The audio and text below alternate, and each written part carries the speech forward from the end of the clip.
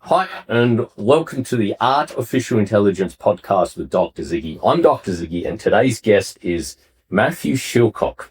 Hey. Those that know my channel recognize the hey voice because this is the man behind the camera who I bounce jokes off, bounce ideas off, bounce every other thing that I say off.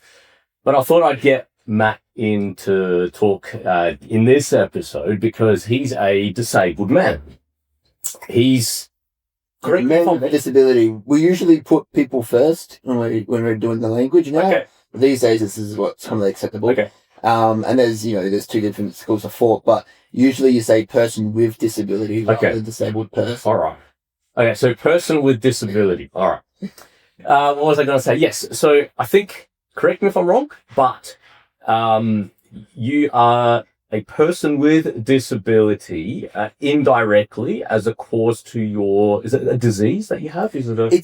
It's a condition. It's often referred to as a disease, but then it's that thing of like, the medical language is always changing. Yeah. But yeah, I mean, long story short, I live with a condition that causes me to have brittle bones.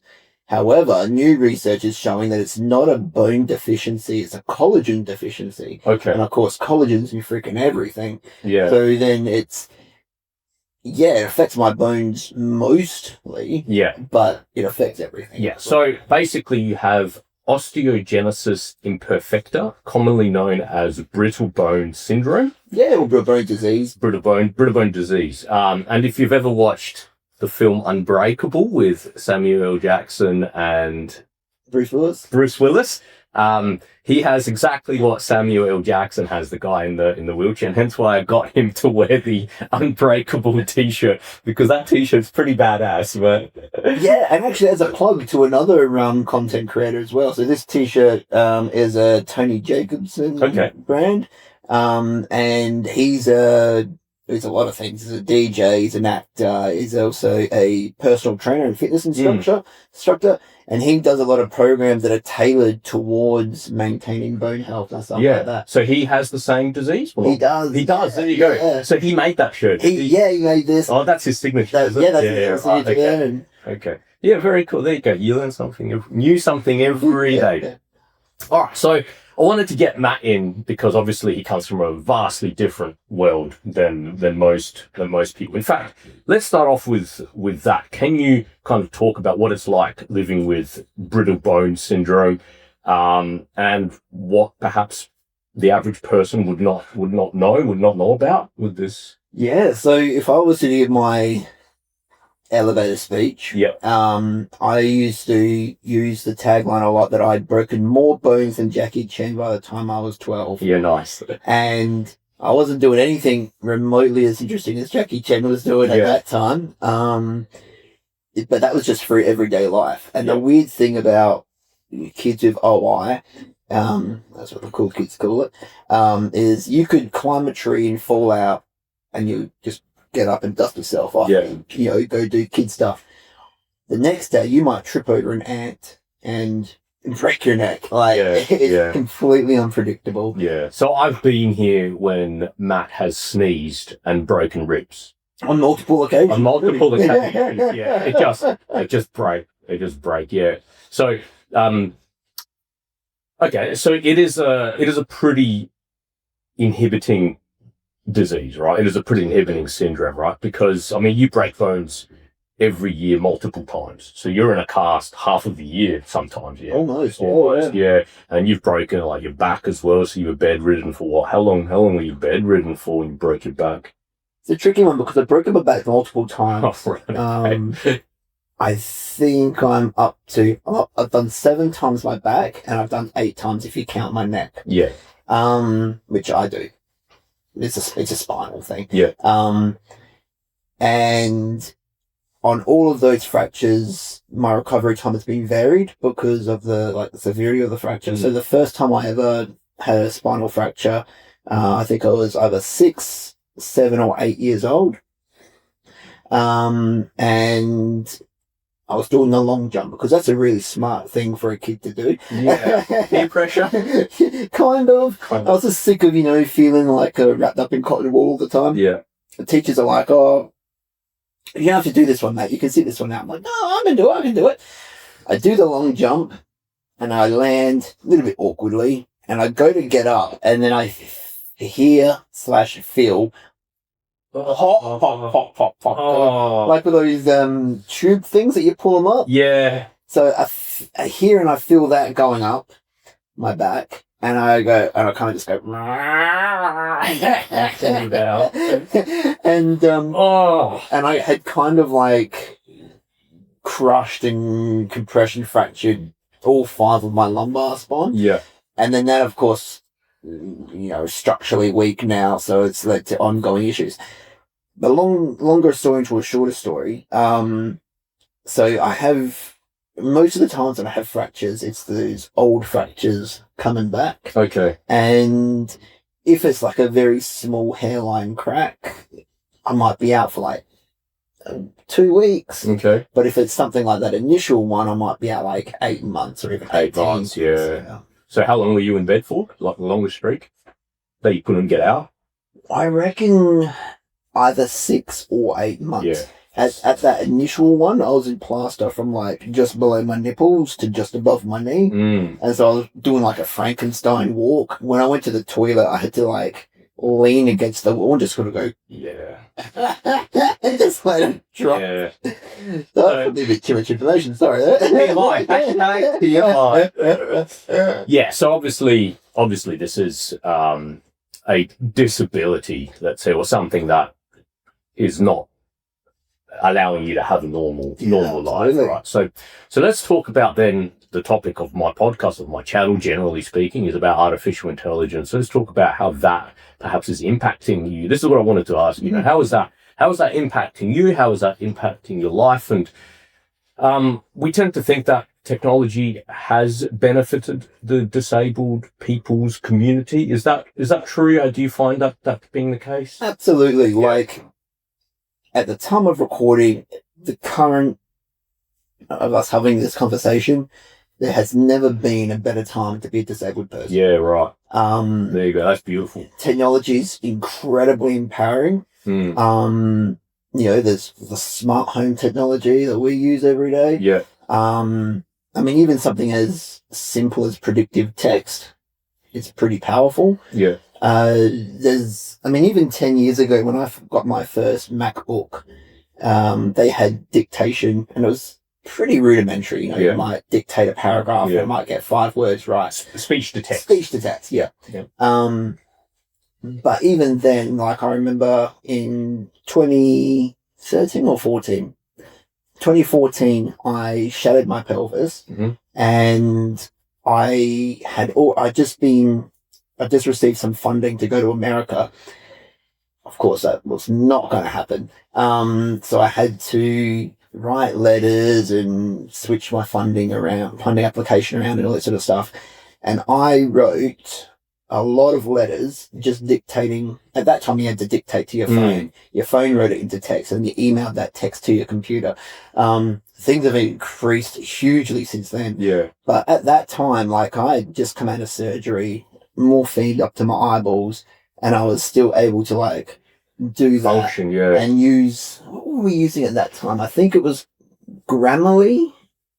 It was one of those paid. They're still around. Yeah. So I was using one of those as well. Yeah. So I would just like, my job field days, burble a bunch of garbage. It wasn't really garbage. It was informed. But then I would get that to rearrange it into a letter format and then I'd send it. Yeah.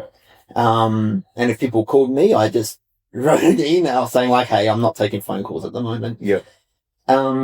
But so it allowed you basically to keep working. Yeah. Right? Technology has allowed you to keep working. 3 days out of coming out of surgery. Yes. I was working. That's great. That's insane. Great. That was cool. More than 10 years ago. Yeah. So let's talk about then what's happened in the last 3-4 years with generative AI, ChatGPT, and all these other technologies that have followed along suit. That AI is, vastly superior, right? So that's obviously a comparison. Yeah. So that's even more improved your life. Oh, absolutely. Yeah. And I think the power of AI, it's that thing of like, look, you could be the smartest person in the world, but unless you're actually applying that knowledge, what is it, Yeah. And I think that's kind of the biggest challenge of AI at the moment, is that we have this incredibly powerful tool, more powerful than we've ever seen before, but the applications of it are very limited by the hardware that it's compatible with at the moment. I'm happy to be debated with and proven wrong, but that's my current decision, and that's informed by what I see available to the public. Okay, so when you say, what can't you do that you wish you could do with the limitations of hardware that you have?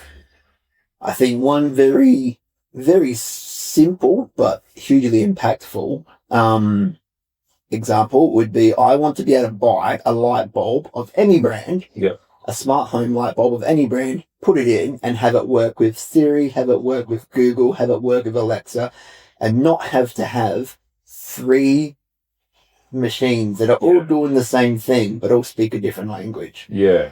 Okay. And we're kind of there. I mean, there's Matter. Matter is the most recent that I'm aware of. How do you spell it? Matter. Okay. And it's just like, I mean, Siri speaks to a certain amount of devices that are credited for iOS.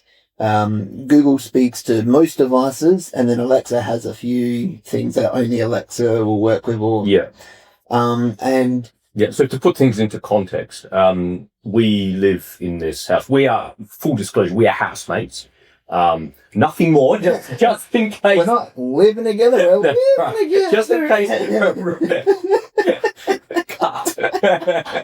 Just in case rumours, just in case all my fans out there start spreading news. We are housemates, and we've been housemates for 2 years, and Matt has put all these devices, AI-enabled devices around the house. So his windows open through an app.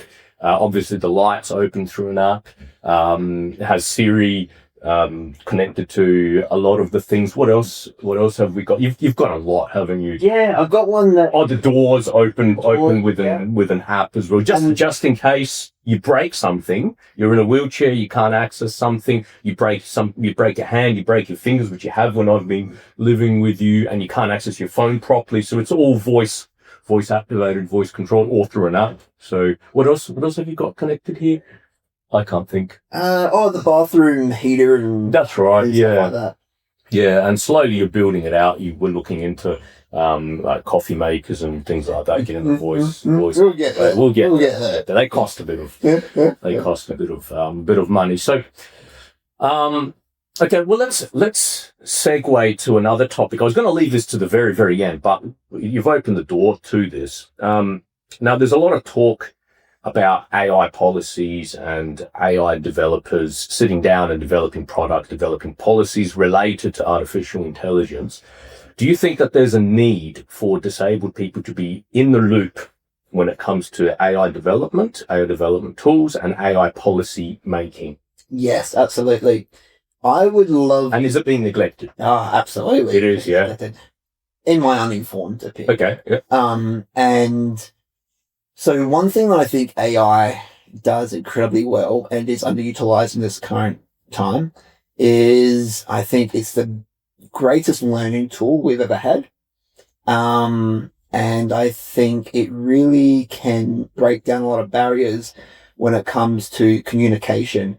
And what I mean through that is, if you look at someone who's neurodiverse, and whether that's through an intellectual disability, a learning disability, or, just not being able to pick up social cues and things like that. There are so many applications that AI can be used for. And I think even, like, my favorite example is just converting things into simple English. That's interesting. Yeah. So do you know that there's a simple Wikipedia?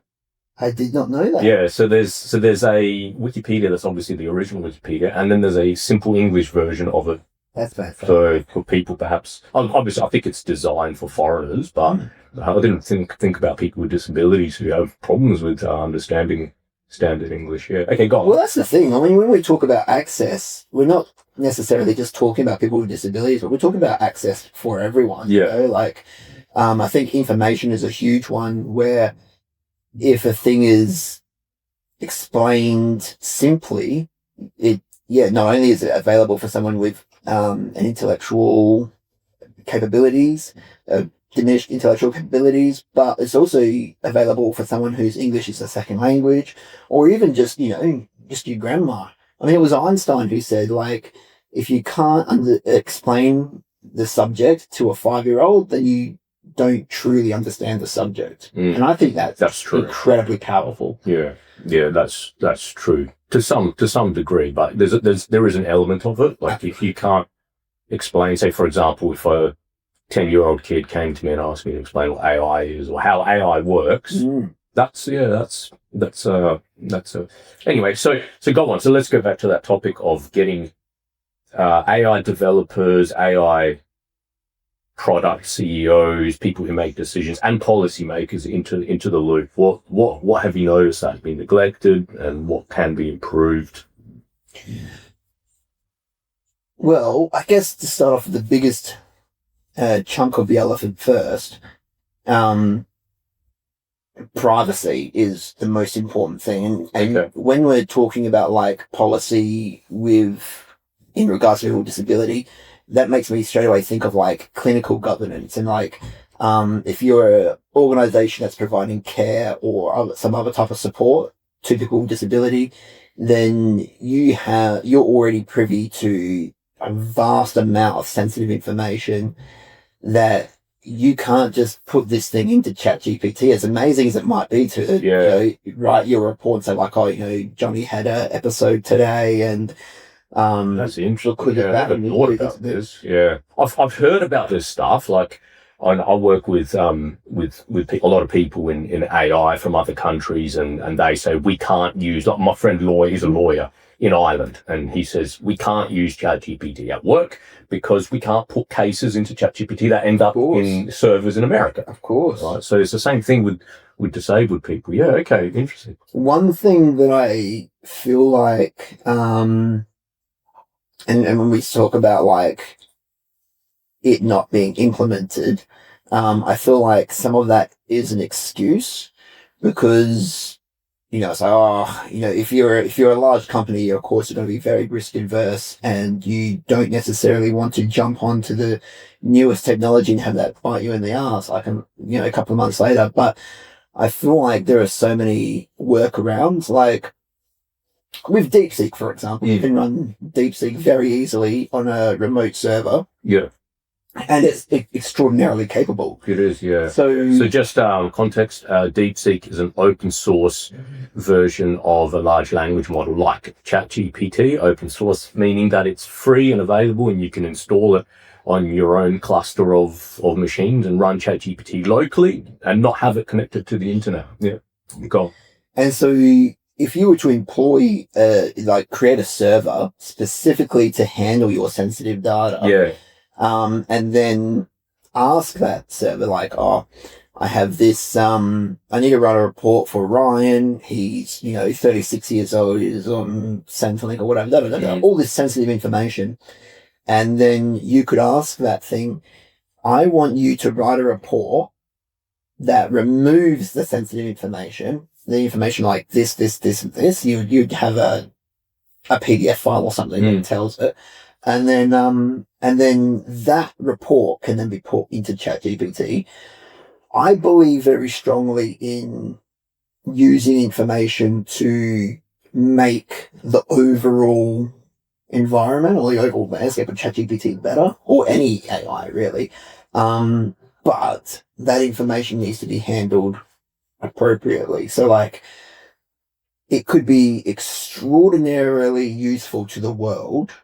And, the furthering of laws and, policies and all this sort of stuff to have, this particular report of this person, Ryan, who we just invented. However, we shouldn't be putting Ryan's personal, and especially if Ryan's a vulnerable person, we should not be putting that sensitive data on the internet. So I think it'd be a really appropriate thing to have these closed-in service that manage that data, translate it into something that can be public knowledge and redact things and things like that. And then that could be put into like a thing like ChatGPT, because if ChatGPT is that's interesting, yeah, developing its own understandings based on companies around the world, then we're all helping each other. Yeah. How amazingly powerful could that be? Yeah. So do you think that why isn't this happening, being pushed for? I mean, I'm not big into policy making and law and things. We're a little bit behind the ball when it comes to AI in Australia, which has been good and bad. Because we would have wasted so much money training models like 2 years ago that would have been obsolete now. But bad because, well, we don't have our own model that we can use internally here in Australia. There are some. I think there's one called Matilda, either being trained or already being done. But do you think? Let's maybe not even in Australia. Let's not use Australia as an example, but outside of Australia, do you think that there's a significant reason why this aspect has been neglected? Has it been financial reasons, or just because people don't think about disabled people? I think finance is a big part of it. And I think it's too strong of a comment to say that, disabled people aren't being thought of enough, because the more you provide support and services, the more risk adverse you have to become, because there's humongous consequences if you adopt something too early and it's the wrong thing to adopt. And so policy is so important, and policies are not written just on the fly. Like, these are things that take in many cases years to develop, because you want to be thorough. You want to make sure that if you're putting that in writing and you're going to be held accountable to that, you want to make sure you're getting it right. Yeah, I mean, just thinking about how long it took the EU to have policies on AI written up and agreed upon by all the member states, like, it took years. It took years, and then it gets watered down. America was the same. So yeah, you're right there. Yeah, and especially in a world like AI where there's so many humongous advancements coming out, like, it feels like almost weekly. Yeah. The landscape is changing so much.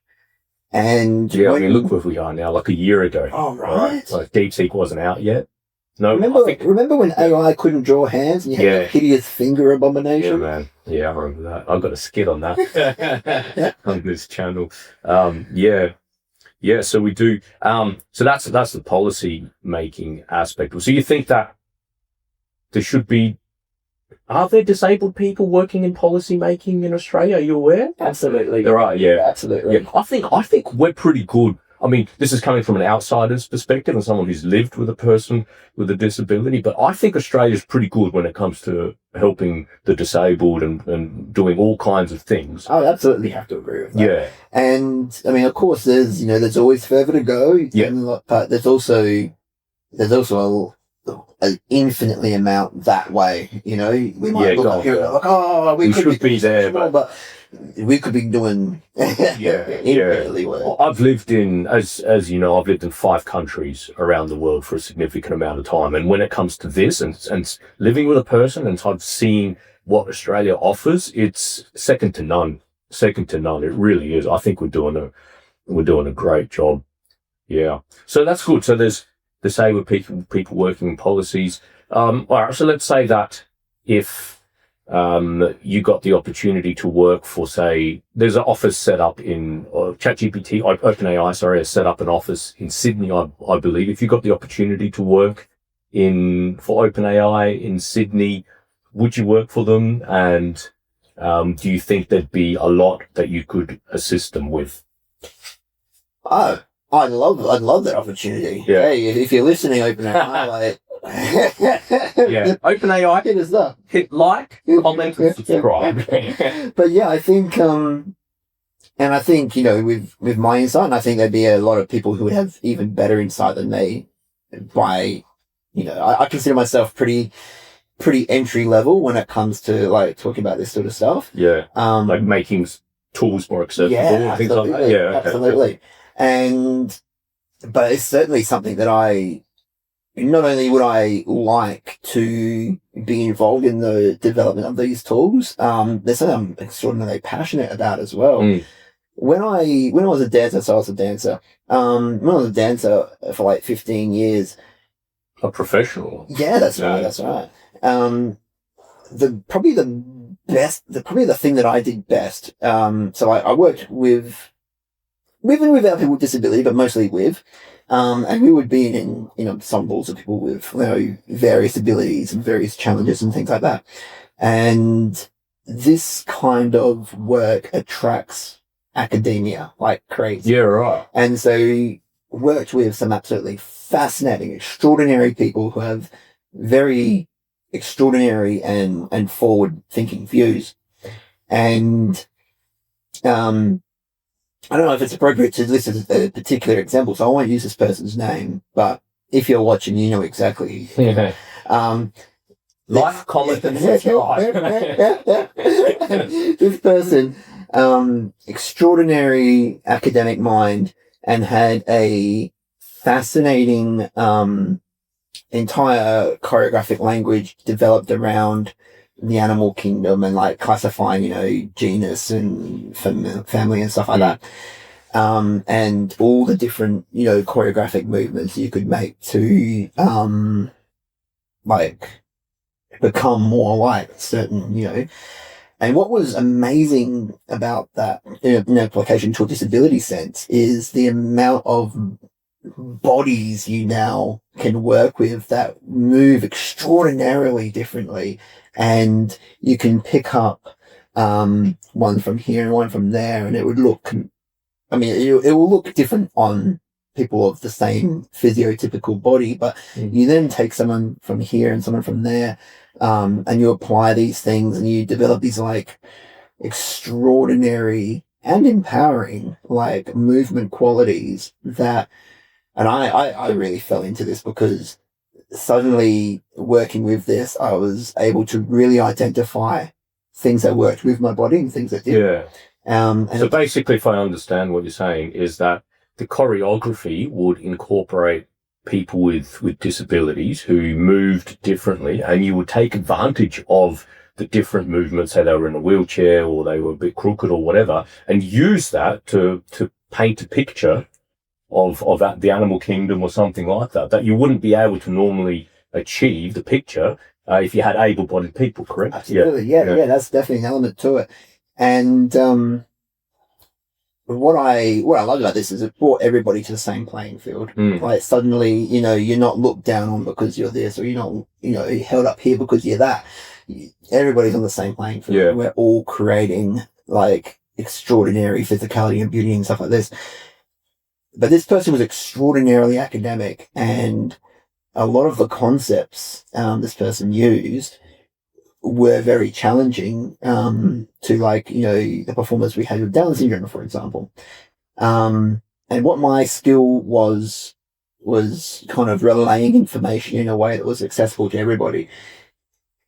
I see ChatGPT doing this 1,000 times better than I ever could hope to. Okay. And I think in that way, this is one of the best in terms of information, like playing field leveling tools that we've ever had. I see what you mean. So suddenly the world is much, when I say the world, I mean everything, like information, data, learning abilities, learning capabilities, etc. It's all suddenly been leveled to one plane where everyone has access to it. Is that? Absolutely. Yeah. Absolutely. And I think that's great. And even to look at that in terms of like translating languages and stuff, like Google Translate has gotten exponentially better. Yeah. And we're at the point where you can translate an entire website into another language, and there might be a few things you're a bit contextually wrong. High 90%.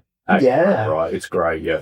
And we're getting to the point where you can do that same thing for just simplifying English. Yeah. And that's extraordinary. Yeah.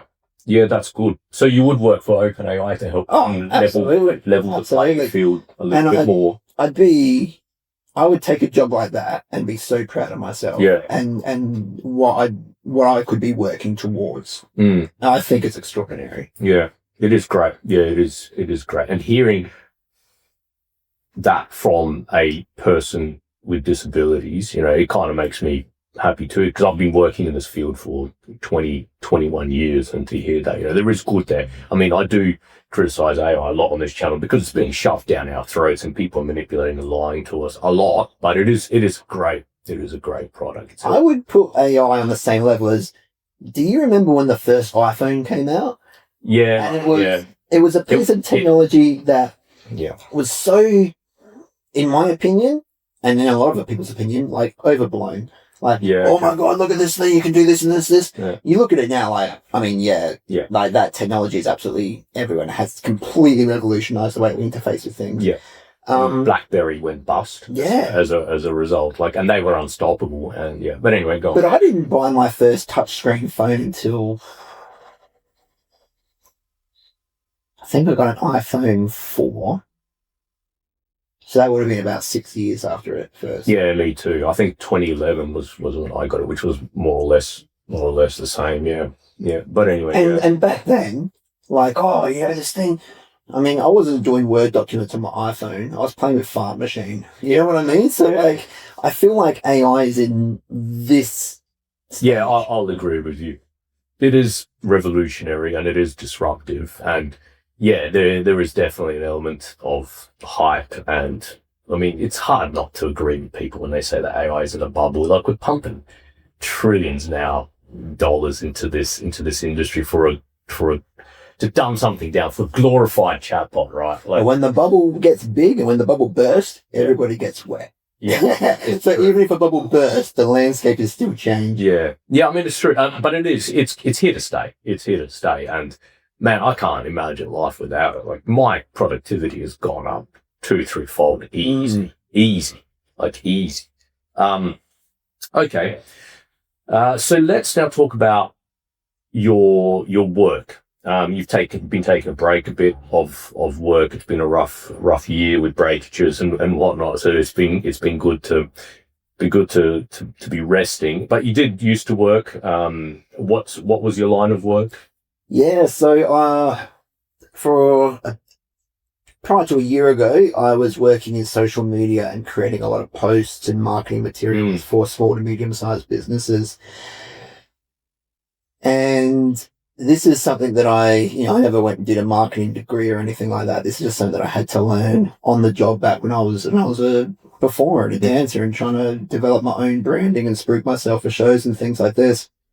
And what's really interesting about this job is that particular role is something that you understand how in-depth it is, and you're paying someone stupid amounts of money to do something like this, or it's something that you think that's not important, so you chuck it to your secretary to deal with something like that. And it's falls somewhere between those two extremes. Like, I mean, certainly a brand like Coca-Cola need a team to be really focused and hyper focused. And maybe your moving company doesn't need quite that thing, but I've worked with so many companies that are like, I could be doing what you're doing. It's like, well, why aren't you? And the reason is because, one, it's extraordinarily time consuming. But two, you kind of need an outside eye to be able to look objectively at your business and then market it into a little package, or what present it to the world in the right way. If your business was a person at a party, what do they look like? What do they talk like? How do they act? And this is really important stuff, I think. And AI has now come well enough along that you definitely don't necessarily need to hire a social media manager. Yeah, good. So this is what I wanted to talk about. Yeah. Because it's like any job. It's like any manager, really. If you just say, look, this is the role and just go with it. If you hire me, if you bring me into McDonald's, I mean, I'm not really that familiar with the menu items of McDonald's at all. Can I cook? Yeah, I can cook all right. But can I make McDonald's? Probably not. Like, I don't know what the menu items are. I don't know what the ingredients for those items are. The consistency's not going to be there. I'm going to do a bad job at McDonald's. OpenAI, hire me. McDonald's, done. But, that doesn't necessarily mean that I'm a bad cook. It doesn't necessarily mean that I'm unemployable. It means that I'm not going to do that job well. I think that AI is incredibly powerful. I think AI has amazing potential to be your social media manager. The AI needs to be told what to do. Yeah. The AI needs to know what your business is. And if you don't know that information yourself, you can ask AI the questions that are going to help you to understand that in a concise way. But if you don't ask those questions, you're going to do a terrible job. And I see a lot of small businesses, actually some medium-sized businesses as well, send out a Facebook post and you can just tell that it's just been generated by AI. It's got an emoji at the start and end of every sentence. Sometimes it's so bad that they start with, certainly, here's a blah, blah, blah, blah, blah about a dot, dot, dot. It's like the essays that my students submit to me. They just leave the top part. Certainly, here's a 1,500 word essay on the topic of AI, and then at the end, would you like me to put this in PDF format? And like, I mean, I went for a job interview recently, and this company had a lot of their social media posts in that format. And at first I was like, oh, hang on a second. But then when I looked through and read those social media posts, their posts were like, could you relay that information in a shorter way? Well, no, actually, no, you couldn't. Yeah. And that format was the most accessible for someone who was visually impaired and using a screen reader. Yeah. Maybe needed simplified English, maybe had some other visual impairment and just needed the text laid out in a clearer way. And then it becomes that thing of like, what comes first? Did AI realize that this is the best way to make a performing post and then present every other post in that format? Or was this generated by AI? And it becomes this kind of, it's okay to use AI, just edit it. The same way as if you got a 12-year-old high school work experience student to come and shadow you as a CEO of your job, maybe look at what that person's doing before you present it to the board. Yeah. So basically, to summarize, you did write social media posts and marketing posts, articles for companies, and AI has definitely revolutionized that, right? Like you can get a lot more done, like probably tenfold speed increase, productivity, right? And especially with image creation nowadays. Like, accuracy too. And mistakes. Yeah, that's right. In a lot of ways. That's right. So this is one thing that I would think that these kinds of jobs, from an outsider's perspective, are slowly going to dwindle and diminish, but you're not worried. You think that someone will always have to be there and conduct like an orchestra, conduct AI in the right way. So you're not worried about this at all? Look, the pool of jobs available for people in this role are going to diminish. Yeah, of course. A lot? Do you think? How much? I think a lot. I think. Can you give me a percentage? Just people talking percentage. I'd say when it comes to job losses, so a loss of say even 60%. Maybe. Yeah, that's a lot. It's a lot. That's a lot. And the expectation of the standards of the quality is going to go up. But I think this is for a lot of things where it's like you're not just going to be able to sit and fluff and just get by and collect your paycheck and look busy and get away with it anymore.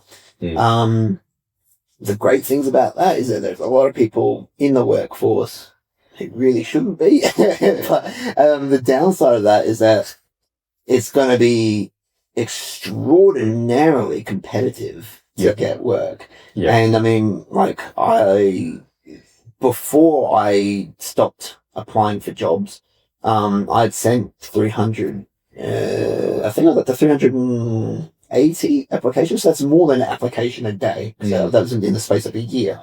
So that's more than one application a day. And I had one interview in that entire year. And it's because businesses are going to be like, do I really need to pay for this when I can get this person? If this person's already overachieving, then I'm just going to put more jobs onto them. Or I'm going to hire someone and put more expectations. And there's the quality, the standards that you're going to be expecting of the work that's delivered is going to be higher. Yeah. Yeah. So it's definitely disruptive, like 60% for that particular. That's a lot. Yeah. But I guess you could see that. You can definitely see that.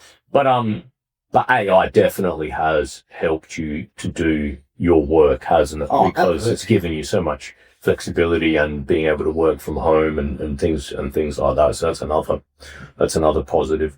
All right, can I change the subject a little bit? So I wouldn't mind talking about maybe something negative, because we've talked about positive, and there's definitely lots of positives. And like I said, I'm really happy with the way that you've talked about how AI is enabling you. Is that a verb? Enabling, yeah, that's better. Sure. Enabling you to live better, to work. So let's talk about loneliness. That's a big topic, and people are saying that it's not a crisis in today's society, but it's definitely there. And I think that it's being exacerbated more and more in today's kind of individualistic lifestyles, especially in America and Australia, where we live so far apart. I've lived in Europe and a few countries in Europe, and you don't feel as lonely in those countries because everyone is much more living compactly together, and there are town squares everywhere, and people go out and mingle, and there's a culture of going out at 9 p.m. and just sitting around and drinking, and whoever comes, and whoever doesn't come. And that really, really helps. Whereas in Australia and America, we don't have that. And social media has exacerbated the problem in that it gives you the illusion of closeness, whereas there's a difference between, to quote Martin Heidegger, nearness and closeness are not the same thing. Social media and technology give us nearness, but don't give us closeness. And he's right in that respect. Flicking someone all day messages on social media is not the same thing as sitting down in person, talking, around a table, having a barbecue, going to the football together, or whatnot. And correct me if I'm wrong, but I think the aspect of loneliness would be worse with people with disabilities. Is that true? I think so, and it's hard to say because it's an aspect that you could be Mick Jagger and still feel lonely. Yeah, yeah. I mean, generally, all things being equal, because the way that I see it, correct me if I'm wrong, but it's harder for people with disabilities to go out and socialize.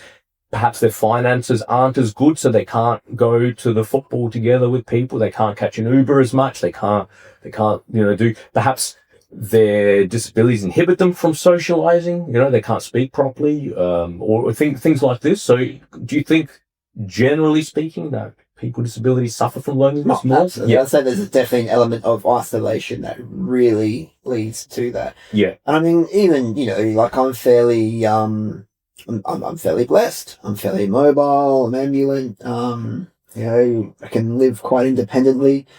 But there's, we went and saw that concert. Tool. Yeah. Tool a couple of days ago, and that was the best concert I've ever experienced in my life. And I don't think I will have a better musical experience ever, because they were sensational, weren't they? I wouldn't have gone by myself. Yeah. And so there's a lot of things that I don't go out and do because I'm afraid of falling over. I'm afraid of getting bumped, and in a lot of ways, because I'm fairly independent, and I do like going out and just go by myself somewhere and do a speed dating or something like that. But no longer having the confidence. Confidence is not really the right word, but actually being scared to go out by myself. Yeah. Limits me a lot in terms of meeting people and, developing relationships and stuff like that. And I mean, you could look at me, if you didn't know me, you look at me on the street and go like, there's nothing wrong with that guy. He's fine. And so, I can't even imagine. Well, actually, no, I can imagine because, just in February, I was using a power chair to get around because of my neck and stuff. Yeah, when I was using the power chair, I wouldn't leave the house. Yeah. Because it wasn't safe for me to, get on the around and stuff like that. Yeah. And so a lot of people do turn to, online and MMOs for the socialization and stuff like that. And, gaming is great. ChatGPT is always there. Yeah. So this is what I wanted to talk to you about. So there was an very famous interview with Mark Zuckerberg in May of 2025. So May of this year. He was on a podcast and he said that AI could help the problem of loneliness in society. He gave some statistics. He said that people in America have on average 3 friends, and apparently you need like 15 to be psychologically, safe, fulfilled, satisfied, something like this, to paraphrase his interview. And he started talking about this idea of AI companions and AI friendships, where AI is getting better and better at being more tailored and more personalized to you and to who you are. And he's saying that AI could help with this concept of, or this problem of loneliness, by providing friendship and companionship. What's your take on this? Now, that's very controversial. I mean, that made the news everywhere.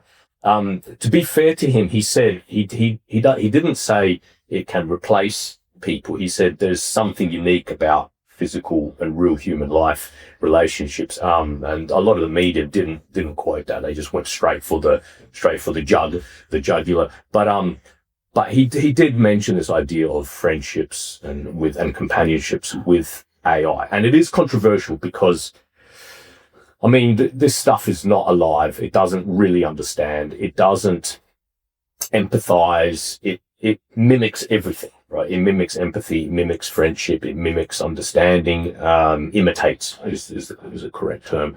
So what's your take on this in the context of, I guess loneliness with people with disabilities, right? Like, what do you think? Furbies?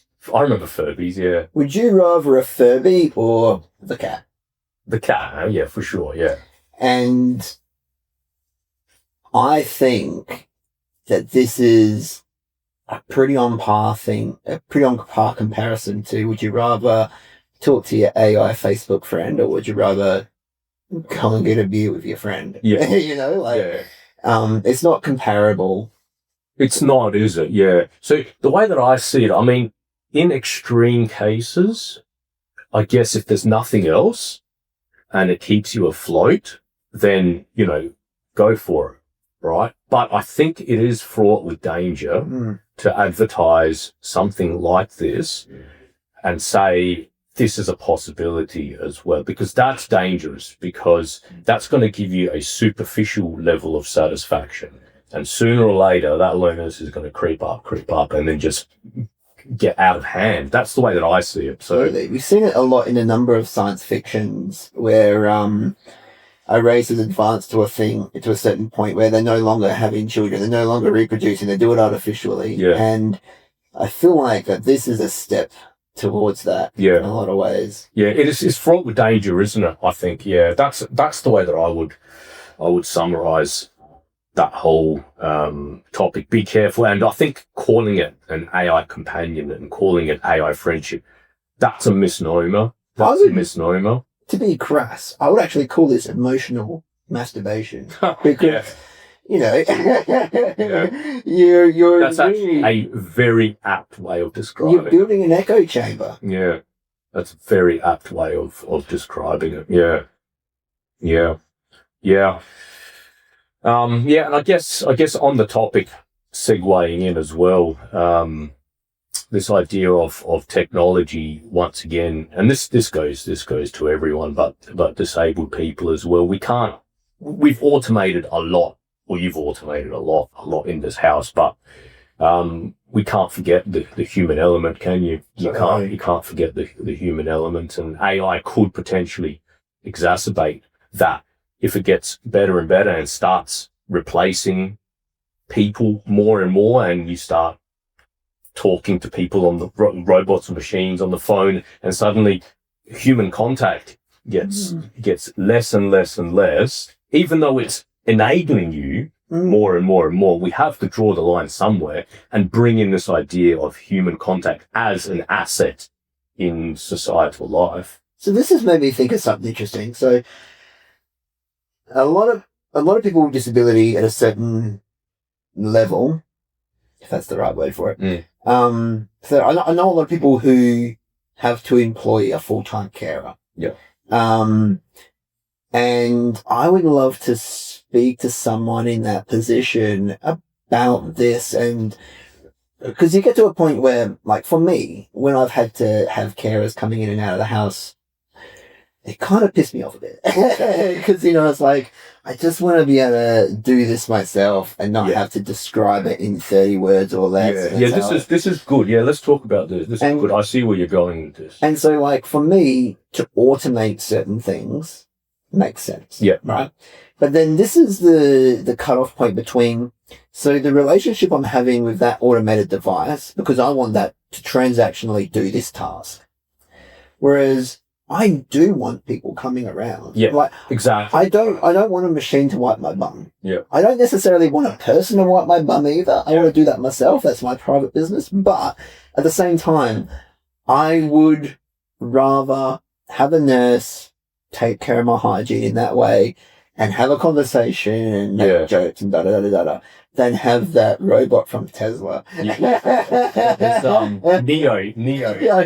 yeah. Because, I mean, it might happen. I think it's ages away. This stuff is so overhyped, but it might happen that, disabled people might get access to a robot that you'll be able to give voice instructions to.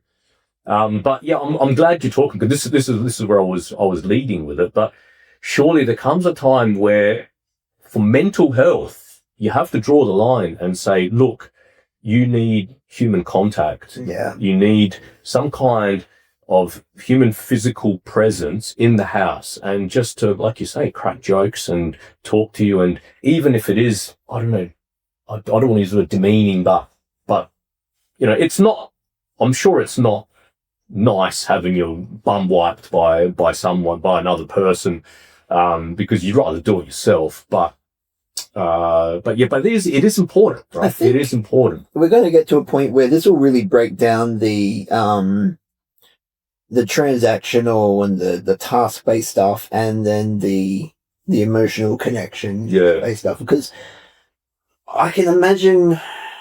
Actually, I can't imagine. But I can't even imagine how frustrating it would be to really have to rely on another human being to do absolutely every thing. Like, can you grab that for me? Can you feed me this? Can you do that? Like, and then, so the people that I know who have that kind of a relationship with a carer, that person is someone that they've known for a number of years, and they're able to work and communicate on a level that's like best friends. That connection has to be so strong, and you have to know each other so well, to avoid the annoyances, the little annoyances, the pet peeves, and all that kind of stuff. Absolutely, and also just to be able to identify them, recognize them, and work through them. Yeah. That's like, gee, that's marriage right there. Yeah. You're not wrong. You're not wrong. That's husbandry. You're not wrong. You're not wrong. And so, but then there are also elements where, as frustrating as that can be, I feel like this will actually make me go away and think about what tasks I need around the house and what tasks are just functional. I need something to bring me that thing, and what tasks are, like say, all right, I'm going to use my laundry as an example.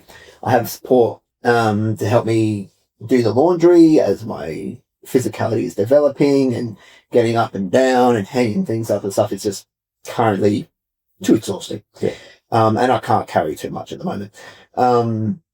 Now, if I had a robot, hello, sir, I'm going to do the laundry today. I think the laundry is a job I'd rather do with another person. We'll put it on, we'll have a cup of tea or something, we'll chat, we'll hang it out, we'll make jokes. Cool. Having a robot do that task for me, that's fine, but I do like the feeling of independence I get when I'm being supported to do that job. Preparing food, I like to prepare food myself. I'm not that social when I'm cooking. I actually do prefer to cook by myself because then I get into my zone. I chop the things, I put that there. Oh, what is that? That's over here. So that's another task that I would prefer to not have handled by a machine. Vacuuming? Vacuuming. Machine can do that one for days. Mopping? Yeah. Cleaning the especially since you're not engaging with the person while they're doing it. Absolutely. So you could do that, and let's hope they do, because who likes that stuff? I mean, I hate cleaning the house. That's one of my absolutely hate it. I mean, the one thing that I worry about is that the government's always looking to cost cut. Of course. And if suddenly having machines do a lot more is cheaper, then mental health and all that might get neglected. Maybe. I mean, Australia's pretty good I think with this stuff.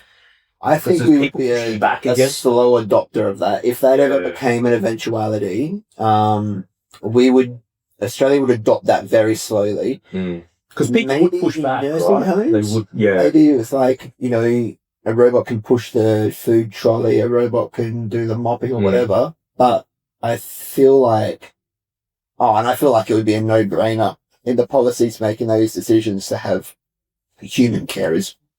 You think so? Yeah, that's good. Yeah, we're pretty good, aren't we? Yeah, we are pretty good when it comes to this stuff. Like, once again, living with you has opened my eyes to this kind of thing. Like how good we have it here, eh? How good we have it in Australia. Yeah. All right. On that note, we'll call it a day.